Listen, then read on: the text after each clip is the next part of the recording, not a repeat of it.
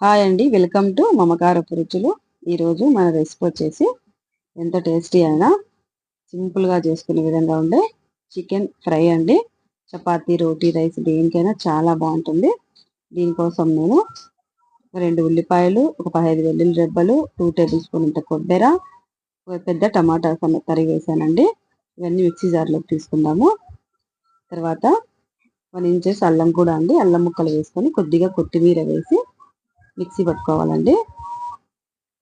కొబ్బెర, చెక్క, లవంగా, 12 దాకా వెల్లుల్లి దెబ్బలు, కొత్తిమీర, అల్లం అన్ని మిక్సీ పెట్టి పక్కన పెట్టుకుందాం. తర్వాత కేజీ చికెన్ని శుభ్రంగా కడిగి తీసుకున్నానండి.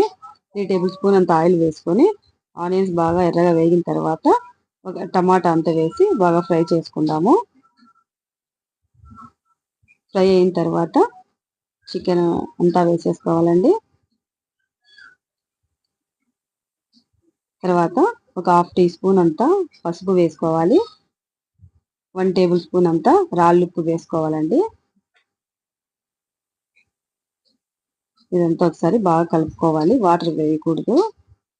ఇదంతా మీడియం ఫ్లేమ్ పెట్టి చేసుకోవాలండి. హై ఫ్లేమ్‌లో అయితే తొందరగా నీళ్ళు వచ్చేసి ఇమిరిపోతాయి కానీ చికెన్ ఉడకదనమాట.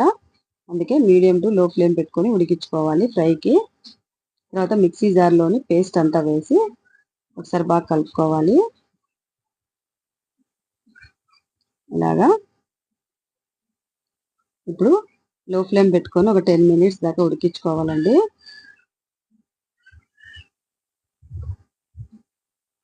మూత పెట్టి ఒక 10 మినిట్స్ ఉడికించుకుంటే సరిపోతుందండి. చూడండి వాటర్ అంతా బాగా వస్తున్నాయి అందులో. ఆ తర్వాత 1 ½ టీ స్పూన్ అంతా కారం వేసుకున్నాను. ఇదంతా ఒకసారి కలుపుకోవాలి. ఇప్పుడు అర టీ గ్లాస్ అంత వాటర్ వేసుకొని ఒక 10 మినిట్స్ ఉడికించుకున్నానండి. తర్వాత 1 టేబుల్ స్పూన్ అంతా chicken masala, half teaspoon garam masala వేసుకొని బాగా కలుపుకోవాలండి. ఇవంతా వాటర్ చూడండి బాగా 10 మినిట్స్ ఉడికించుకుంటే వాటర్ అంతా పోయాయి. చాలా బాగుంటుందండి. ముక్క కూడా బాగా ఉడికి చాలా బాగుంది టేస్ట్. ఒకసారి మీరు ట్రై చేయండి. వీడియో నచ్చినట్లయితే లైక్ చేసి, షేర్ చేసి, కామెంట్ చేయండి. ప్లీజ్ సబ్స్క్రైబ్ చేసుకొని పక్కనే ఉన్న గంట ఐకాన్ టచ్ చేయండి. Thanks for watching.